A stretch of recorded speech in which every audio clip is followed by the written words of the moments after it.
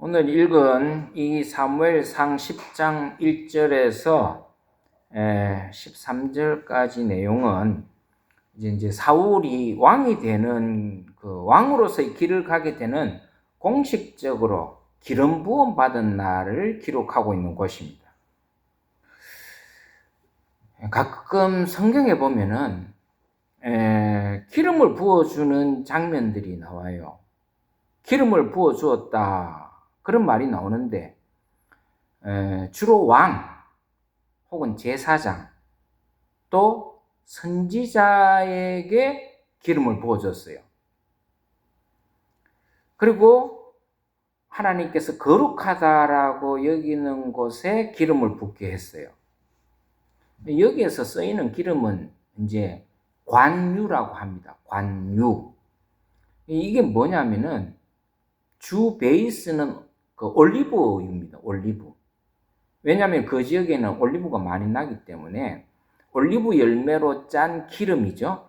그 기름에 올리브유 기름에 향신료를 몇 가지 향신료를 첨가해서 만든 기름인데 이런 관유는 아무나에게 붓지 않아요.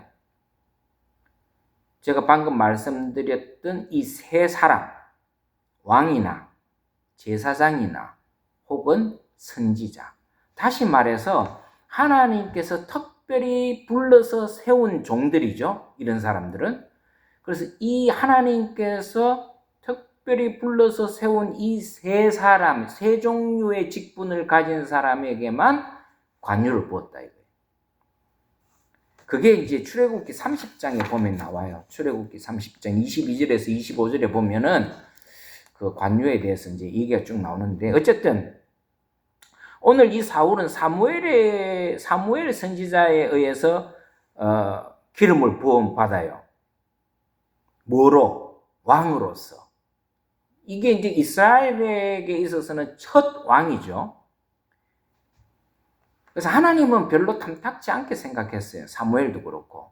그러나 백성들이 끊임없이 요구했기 때문에 허락을 한 거예요.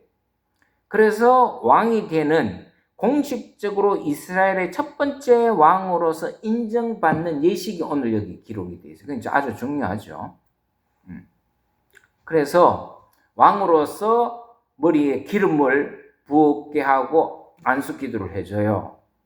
근데 이제 이 왕으로 인침을 받았는데 아마 사울은 좀 자기도 이게 긴가민가 했을 것 같아요. 진짜 왜냐하면 그동안에 왕이라는 존재가 없었기 때문에. 근데 사무엘 선지자가 너를 하나님께서 왕으로 불러주셨다. 에? 그리고 기름을 부어서 왕으로 세웠는데 아마 그런 것 같아요. 오늘 이 내용을 전체적으로 쭉 보면은 사울이 자신이 없었던 것 같아요. 자기도 확신이 없었던 것 같아요. 하나님께서 나를 왕으로 불러주셨다라는 확신이 없었던 것 같아서 오늘 여기 보면은 사무엘이 그런 네가 왕으로서 하나님께서 선택하고 불렀다라고 하는 것을 징표로 보여주겠다고 하면서 몇 가지 징표를 보여줘요. 그게 오늘 기록이 되어 있는 겁니다. 그 첫 번째가 뭐냐면은 길을 가다가 두 사람을 만나 암나기들을 찾았다는 소식을 듣게 될 것이라고. 네가 가다가 보면은 암나기들을 찾았다는 소식을 두 사람에 의해서 듣게 될 것이라는 예언을 해주십니다. 그게 2절에 나와 있잖아요. 2절에 한번 볼까요? 2절에 보면은 내가 오늘 나를 떠나서 베냐민 경계 셀사에 있는 라헬의 묘실 곁에 두 사람을 만날 것인데 그들이 내게 이르기를 내가 찾으러 갔던 암나기들을 찾을 것이다. 이미 찾았다라고 하는 거예요. 집에서. 찾은지라고 되어 있으니까 찾았겠죠. 근데 보세요. 이 두 사람은 사울과 아무런 관계가 없는 사람이에요. 일면식이 아마 없었던 것 같아요. 근데 그 사람이 사울을 보자마자 네가 사울이 어떻게 나왔습니까? 잃어버렸던 암나기를 찾으러 나선 거잖아요. 근데 이 사람들이 너 집에서 잃었던 암나귀들을 너 아버지가 벌써 찾아놨다. 사무엘이 예언했던 그대로 이루어져요. 그게 첫 번째 징표라는 거예요. 네가 왕으로서 하나님께 부름을 받았다. 라는 것을 깨닫게 해주시는 거죠. 이게 하나님으로부터 부름받은 사람은 하나님께서 어떤 특별한 징조를 보여주셔요. 이 징표를 보여주시는 거예요. 왜냐하면 그래야 확신을 갖기 때문에. 저도 예전에 여러분들에게 간증을 했는지 모르겠는데 저도 하나님으로부터 하나님이 종이 되겠다라고 내 나름대로는 좀 스스로 결심을 한 적이 있었지만은 그러나 하나님께서 내가 목사로서 하나님의 종으로서 부름을 받았다라고 하는 확신이 왔다 갔다 할 때가 있었어요. 그때 하나님께서 저에게 그럴 때마다 확신을 심어준 사건이 있었어요. 아마 제가 우리 그때 TV에서 간증 이렇게 비슷하게 했을 때가 있었는데 거기에도 보면 그 얘기를 내가 한 적이 있어요. 그러니까 하나님은 누구를 택해 주셨을 때 주의 종으로 택해 주시고 특별하게 세울 때는 그냥 막 세우지는 않으시는 것 같아요. 왜냐하면 내가 그런 하나님의 부름을 받았나 안 받았나? 하나님께서 이 일을 위해서 나를 택했나 안 택했나 하는 것을 왔다 갔다 할 수 있잖아요. 충분히. 그럴 때 하나님께서는 뭔가를 사인을 주신다. 근데 이제 이 사울도 그런 마음의 상태를 아마 하나님께서 아셨던 모양이죠. 그래서 사무엘을 통해서 첫 번째 징표를 보여주시는 게 바로 뭐예요? 네가 찾으러 다녔던 그 암나귀들을 이미 너네들 집에서 다 찾아놨다, 아버지가. 그 얘기를 해주시는 거죠. 얼마나 놀랬겠어요. 밑도 끝도 없는 사람이 그 얘기를 해주니까. 자기 사정을 잘 아는 사람이면 그러니 하고 있지만 모르는 사람이잖아요. 그러면서 암나귀들을 찾았다라는 소식을 들었는데 여기에는 제가 볼 때는 좀 이유가 있는 것 같아요. 왜냐하면은 왜 이런 징표를 보여주시는가? 하나님은 하나님의 일을 하는 사람에게는 그 사람이 가지고 있는 고민과 문제를 해결해 주시는 거예요. 이해가 되세요? 사울이 뭐 때문에 집을 떠나왔고 이렇게 고생하고 있어요? 암나귀들을 잃어버렸잖아요. 근데 그 암나귀들을 다 찾아놓은 거예요. 하나님께서 다 찾게 해주신 거예요. 이게 이유가 있어요. 뭐냐면은 하나님의 일꾼들은 세상의 일로 고민하게 되면은 하나님의 일을 할 수가 없기 때문에. 생각해 보세요. 예를 들어서 목사가 늘 가정의 문제로 고민하면 목회가 되겠어요? 목회가 안 되죠. 목회가 안 됩니다. 지금 당장 먹을 양식도 없고 아이들 학비가 없어요. 이런저런 이유로 가정의 문제, 그 문제로 고민하고 있으면 하나님이 일을 할 수 있겠냐? 요즘 보면은 많은 우리 같이 작은 교회 목사님들이 공통적으로 겪는 게 그건 것 같아요. 너무 가정에 삶의 문제로 얽매이는 것 같아요. 그럼 하나님이 일을 과연 할 수 있겠나? 못해요. 제가 그런 분들 이렇게 지켜보면은 그런 이제 세상 직업을 가지고 가정의 생활고 때문에 문제를 해결하기 위해서 직장을 가지거나 투잡을 뛰는 목사님들도 계세요. 그런 목사님들 대부분은 목회자로서의 어떤 일반 목회는 거의 하지 못하는 것 같아요. 힘들죠. 그래서 하나님께서는 하나님의 일을 하는 사람들은 그런 염려와 걱정을 하면 안 되도록 세상적인 일을 하나님께서 책임져 주신다는 믿음을 가지고 하나님을 일을 해야 되는 거예요. 하나님 일을 해야 되는 거예요. 근데 그렇게 되기까지가 상당히 힘듭니다. 왜냐하면 당장 먹을 것이 없고 당장 내가 경제적인 어떤 문제보다 치면은 그게 쉽지 않아요. 저도 그랬어요. 그러나 우리가 하나님을 믿고 나가는 사람이라면은 그런 일은 하나님께 맡겨야 돼요. 예. 근데 가만히 보면 하나님은 또 그런 거를 시험하시는 것 같아요. 응? 네가 이런 일을 이런 경제적인 문제, 가정에 어떤 어려운 문제가 있음에도 불구하고 너 나의 일을 할 수 있겠냐? 시험하시는 것 같아요. 그러니까 그 시험을 이겨내면 그 다음부터는 문제가 안 돼요. 제가 볼 때는 그래요. 제가 경험한 게 뭐 절대적일 수는 없겠지만은 저도 지금 이렇게 우리 교회에서 처음에 우리 가정만 시작해서 개척교회를 하면서 많은 경제적인 어려움이 있었어요. 진짜. 뭐 지금도 제가 솔직히 우리 교회에서 사례비, 정식 사례비가 없잖아요. 사례비는 못 받고 있지만은 그래도 하나님께서는 어떻게 하냐? 생활을 책임져 주세요. 어떻게든 먹고 살게는 해주세요.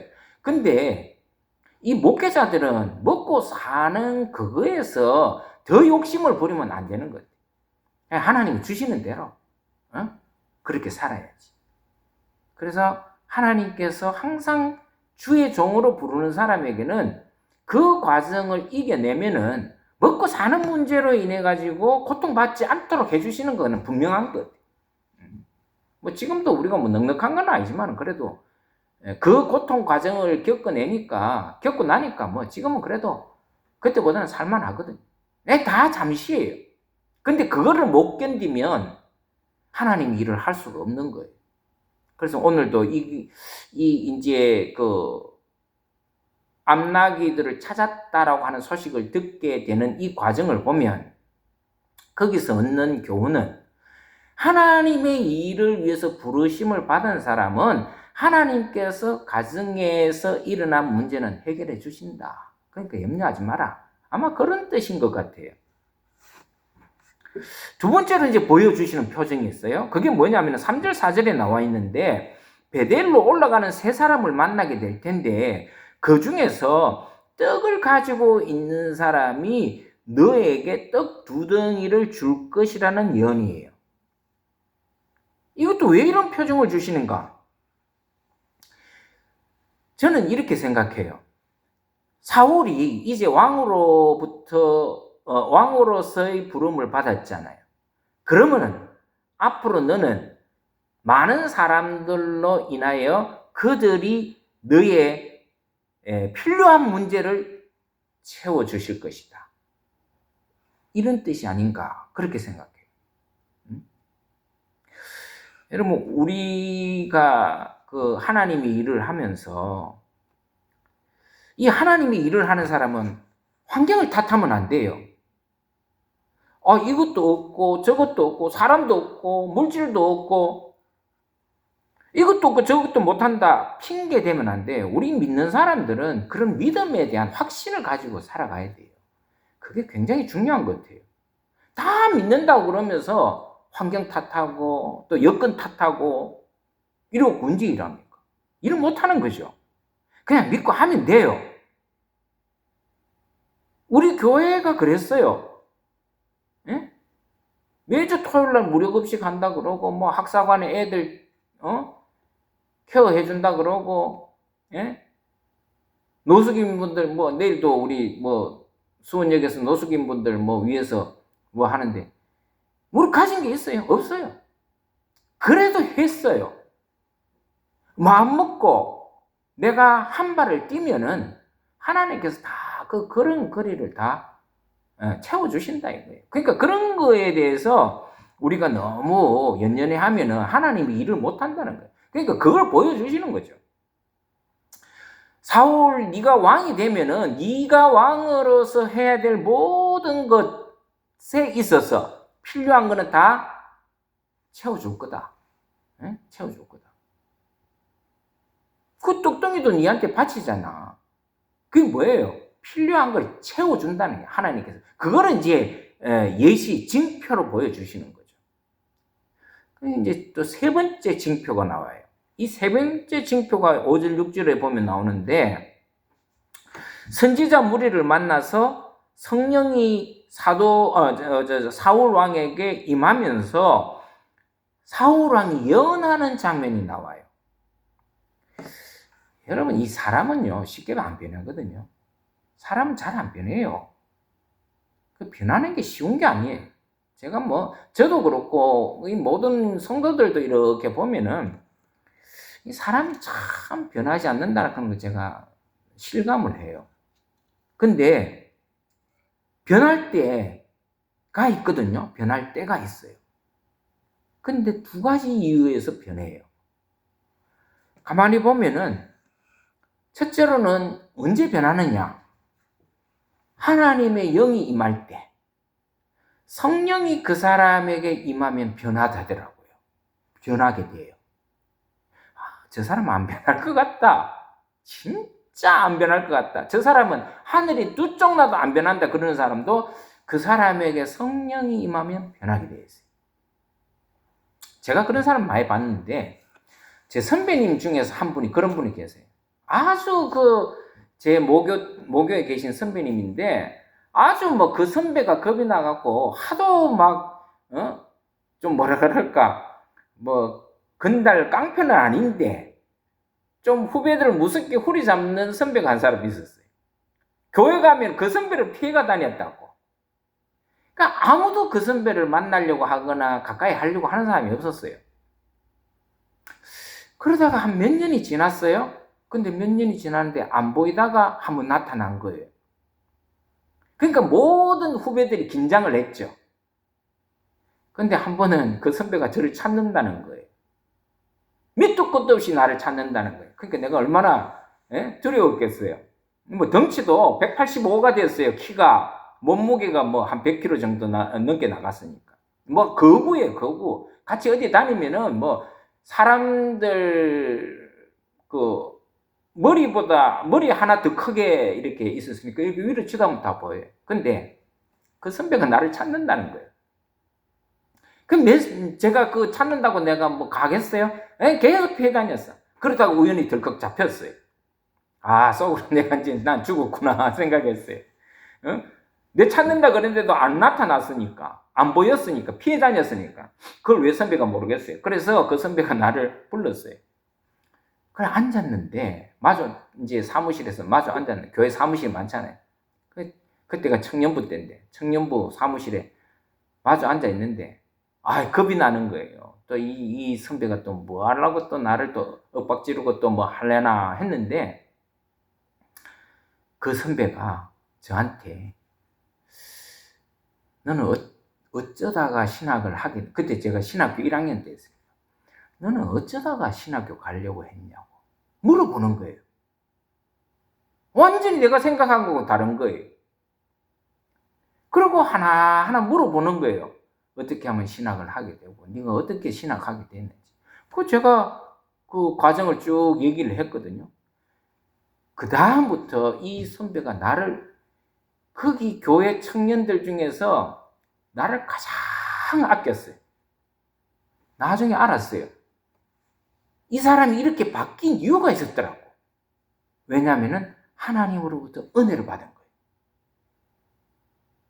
하나님께 은혜 받고 하나님 앞에 회개하고 완전히 180도로 달라진 거예요.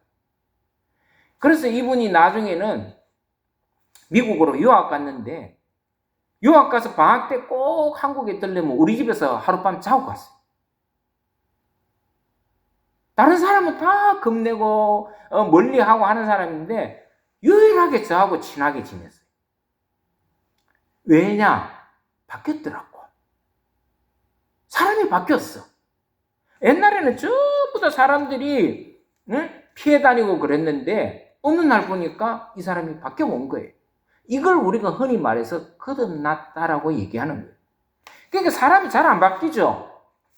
바뀌기 힘들어요. 근데 바뀌는 이유 중에서 하나가 바로 성령이 임하면. 하나님의 영이 임하는 사람은 무조건 100% 바뀌게 돼 있어요. 그러니까 우리 믿는 사람들은 반드시 거듭나야 돼요. 변화돼야 돼요. 근데 그게 말처럼 쉽냐? 안 쉬워요. 인간의 힘으로는 절대 절대로 사람이 안 바뀝니다. 근데 성령이 임하면 한순간에 변화가 돼요. 한순간. 그래서 우리가 성령을 받아야 되는 거예요. 저도 성령을 받기 전에는 제가 이러지는 않았어요. 남을 위한다든지 제가 이기주의고 내가 내만 아는 사람이었어요. 내가 우선이었는 사람이었어요. 근데 하나님의 성령이 임하니까 바뀌더라고요. 다른 사람을 더 생각하게 되고 어렵고 힘든 사람을 더 생각하게 하고 그건 제가 하는 게 아니라 누가 하는 거예요? 성령께서 우리를 바뀌게 해줬기 때문에. 그래서 여러분 우리가 믿을 때에 너희가 성령을 받았느냐라고 얘기하잖아요. 성경에서. 너희가 믿을 때 성령을 받았느냐. 사도 바울이 에베소 교회 교인들한테 너희가 믿을 때 성령을 받았느냐? 그래서 여러분 우리도 똑같은 질문을 받아야 할 필요가 있어요. 우리가 믿을 때 성령을 받고 믿느냐 안 믿느냐 그 차이가 나요. 성령을 받으면 쭉정이가 아니고 알곡신앙으로 살아갈 수 있다 이거예요. 내가 못합니다. 그렇죠. 내가 못하지. 나는 할 수 없어요. 잘 안 돼요. 근데 성령께서 우리에게 임하시면은 거듭나고 변화되면은 할 수 있다는 믿음이 생겨요. 그리고 하면 하나님께서 역사해 주신다는 거예요. 그게 가장 좋은 예가 베드로와 그의 제자들 아니에요. 베드로와 제자들이 예수님 좋다고 따라다니다가 예수님 십자가 달리시니까 다 팽개치고 도망갔잖아요. 근데 나중에 어떻게 됩니까? 오순절 마가 다락방에서 또 부활하신 예수님을 체험하고 성령이 임하실 때의 저들은 완전히 바뀌었어요. 180도로 바뀌죠. 죽음을 불사하잖아요. 예전에는 예수 믿는다고 나는 예수 안 믿는다고 너 예수 믿는 사람이지라고 하면은 나 예수 안 믿는 사람이라고 다 쩔쩔 부인하고 쩔쩔매면 도망갔던 사람이잖아요. 근데 예수 믿는 사람 잡아 죽인다고 하는데도 그 사람들은 복음을 전하는 걸 멈추지 않았어요. 왜요? 성령이 임하면 그렇게 된다니까요. 성령이 임하면 사람이 바뀌게 돼 있어요. 그래서 여러분 우리가 믿을 때 반드시 성령을 받아야 되고 그걸 구해야 돼요. 성령 충만함을 위해서 항상 기도하고 구해야 돼요.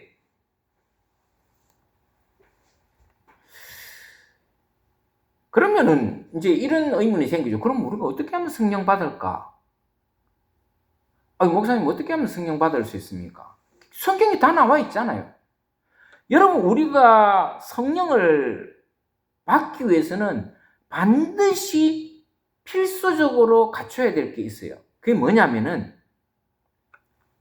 예수 그리스도를 믿고 회개해야 돼요.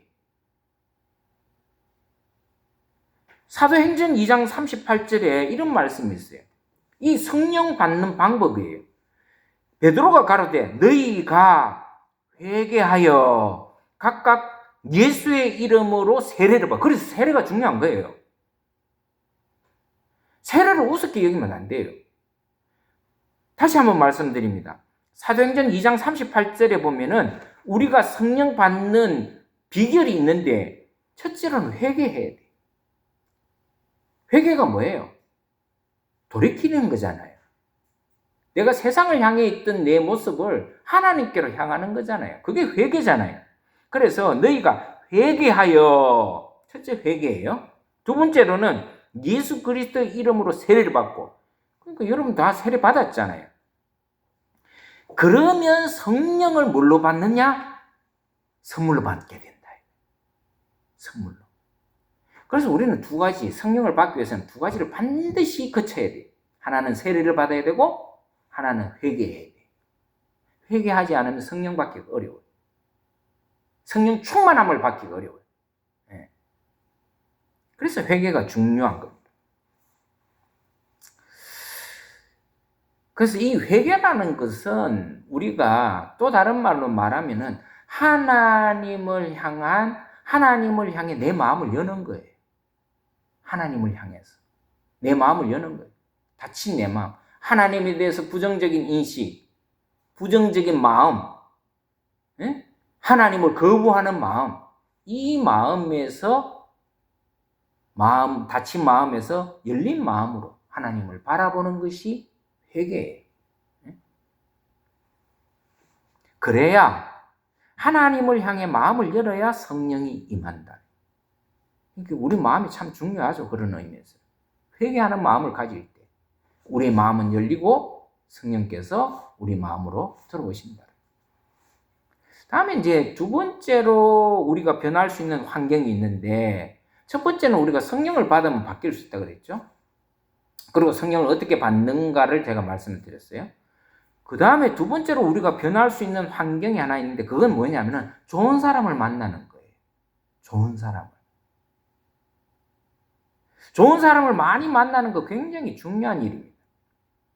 우리는 사람에게 영향 많이 받잖아요. 그래서 좋은 사람을 옆에 두는 거 굉장히 중요해요.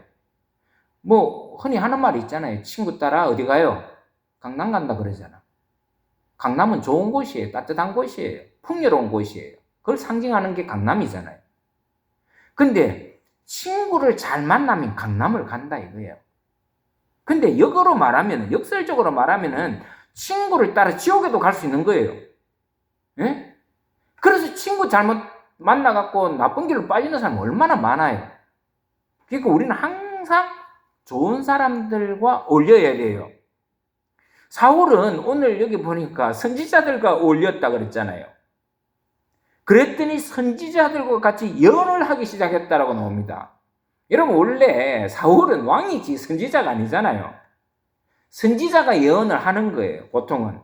근데 사울이 선지자들과 어울리니까 사울도 예언을 하더라는 거예요. 그래서 생긴 속담이 유대인들에게 있어서 이스라엘 사람들에게 생긴 속담이 있어요. 사울도 선지자 중에 있느냐? 이게 속담이에요. 사울도 선지자 중에 있어? 이 말은 뭐냐면은 사울도 선지자야? 이런 말이에요. 사울이 선지자 아니죠. 그런데도 선지자들과 같이 있으면서 선지자들과 어울리면서 같이 예언하게 됐다. 그러니까 이게 어느 사람들하고 같이 있느냐가 그래서 중요한 거예요. 그래서 우리가 교회 열심히 자녀들을 보내면은 어긋나진 않아요. 근데 맨날 PC방에 가서 따라다니는 친구, 술, 담배 하는 친구들 만나면 배우는 게 똑같이 술, 담배 하고. 그래서 좋은 사람들과 만나는 거, 좋은 사람들과 어울리는 것도 복이에요. 어떻게 보면. 우리가 잘 아는 그 맹모 삼천지교라는 말이 있잖아요. 맹자의 어머니가 3번 이사했어요. 예? 처음엔 어디 이사했어요? 집을 구했는데 어디 구했냐? 시장통에다가 구한 거예요. 그 시장통을 여러분 아시잖아요. 저도 서문시장이라고, 대구 서문시장이라고 살아봤는데, 거기 보면 매 장사하는 장사꾼들이 사는 거예요. 예? 뭐 골라 얼마 그러고 호객행위하고. 그러니까 맹자도 시장통에 살다 보니까 맨날 이것만 배우는 거예요.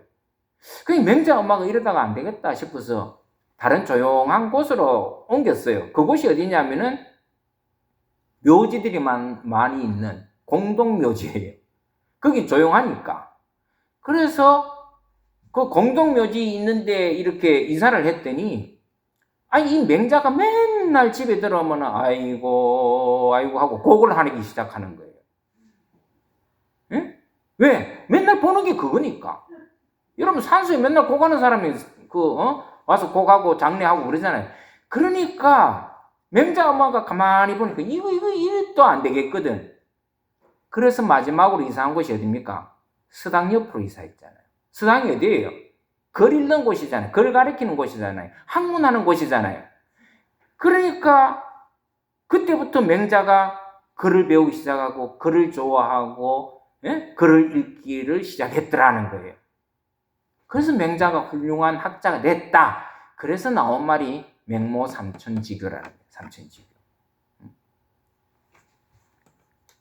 그럼 뭡니까? 똑같은 속담이에요. 사울이 선지자 중에 있느냐? 왜? 선지자가 아닌데 예언을 하니까. 여러분, 그래서 우리는 늘 하나님과 가까이 살아야 돼요.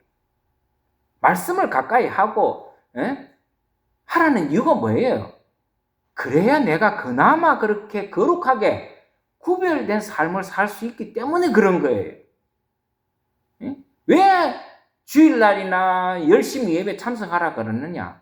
하나님 말씀과 가까이 하면은 우리가 하나님의 뜻대로 살 수 있고 거룩하게 살 수 있고 구별되게 살 수 있기 때문에 그런 거예요. 뭐 이런 말 있잖아요. 예. 거리가 멀면 마음도 멀다고.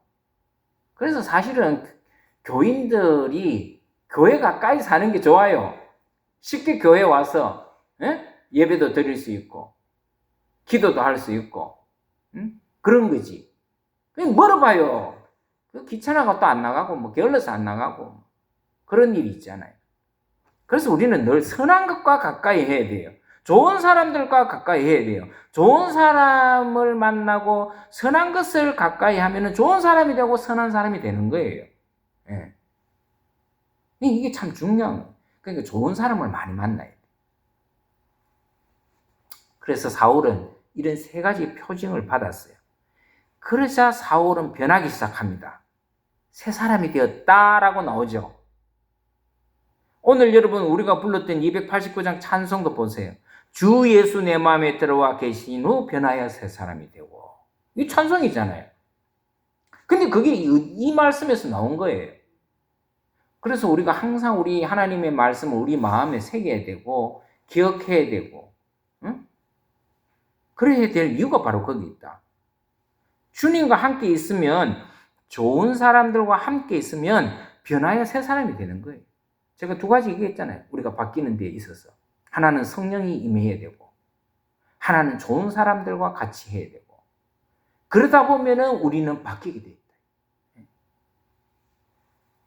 보세요. 그냥 평범하게 살던 사울에게 성령이 임하니까 왕으로서 영적 지도자로 변하게 되더라는 거예요. 근데 가만히 생각해보면 저도 그래요. 저는 자격이 없는 사람이에요. 솔직히. 저는 자격도 안 되고 능력도 안 되는 사람이에요. 근데 왜 이렇게까지 왔느냐? 목사로서 여러분들을 영적으로 가리키고 또 말씀을 전하는 목사가 됐느냐? 왜 말씀하고 늘 가까이 하고 하나님을 열심히 찾다 보니까 그렇게 된 거죠. 내가 뭐 능력이 있거나 내가 태어날 때부터 뭐 어떤 뚜렷한 뭐 그게 있어서 그런 건 절대로 안 해요. 근데 하나님을 사모하고 하나님을 구하고 또 하나님이 주신 말씀대로 살려고 노력하다 보니까 변하게 되더라니까. 변하게. 그래서 제가 우리 모교에 가보면요. 사람들이 저 어릴 때 저를 기억하잖아요. 그 생각만 하는 거예요. 내가 변했다는 생각을 못 하는 거예요. 그래서 고린도후서 5장 17절에 뭐라 그랬어요? 그런즉 누구든지 그리스도 안에 있으면 새로운 피조물이라. 이전 것은 지나갔으니 보라 새 것이 되었도다. 우리는 늘 새 것이 돼야 돼. 새로워져야 돼. 그리고 새 사람이 되기 위해서 항상 그리스도 안에 있도록 노력해야 돼요. 그래야 변하는 거지 나 혼자 절대로 안 변해요. 절대로 안 변합니다. 그래서 하나님의 은혜를 사모하고 성령을 구하라고 하는 이유가 바로 거기 있어요. 여러분 하나님의 은혜를 구하세요. 성령을 구하세요. 그렇게 말하는 이유가 뭐냐? 변하기 위해서예요. 변하게. 이제 사울의 변화가 한번 보세요. 이스라엘의 변화를 가져와요. 그러니까 한 사람의 변화가 굉장히 중요해요. 미국의 무디 한 사람이 변하니까 전 세계가 회개운동이 일어나고 말이에요. 잔 웨슬리 목사님이 회심하고 돌이키니까 영국 사회가 변하고 말이에요. 그러니까 한 사람의 변화가 이렇게 중요한 거예요. 그러니까 나는 아무것도 아니다라고 생각할 게 아니라 하나님 나를 변화시켜 주시옵소서. 하나님 나를 변화시켜 주셔야 됩니다. 그래야 내가 새로운 피조물로 하나님의 사람으로 거듭날 수 있다. 우리 내가 권사 자격도 안 되는데 그거는 말하면 안 돼요. 그런 말을 하면 안 돼요. 왜냐하면은 권사 자격이 없는 게 아니라 그렇게 말하면 저도 목사 자격이 없는 사람. 누구는 자격이 있어서 뭐 장로가 되고 집사가 되고 합니까? 아니에요. 그게 나에게 큰 변화의 하나의 거듭남의 상징이 될 수 있도록 하나님께 기도하셔야 돼요.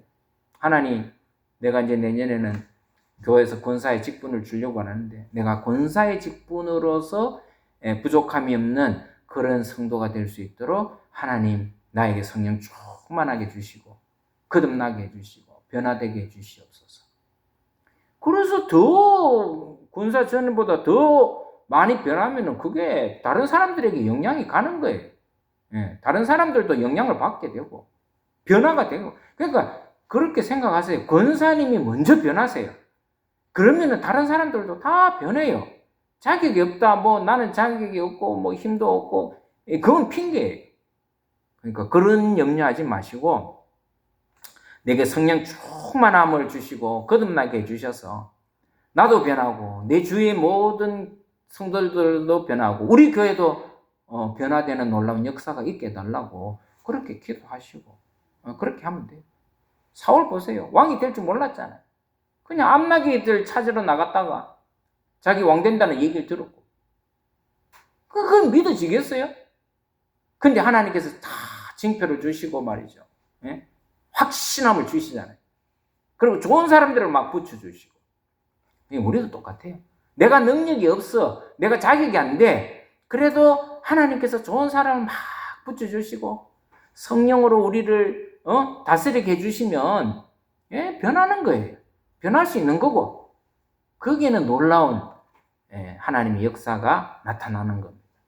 오늘 이 사울의 이 모습을 보면서 우리가 하나님에 대한 그 교훈을 여러분들이 잘 마음에 새겨서 여러분들이나 저나 우리 모두가 거룩한 성령이 충만해서 더 많이 변할 수 있는 저와 여러분 되시기를 주의 이름으로 축원합니다. 우리 함께 기도합시다.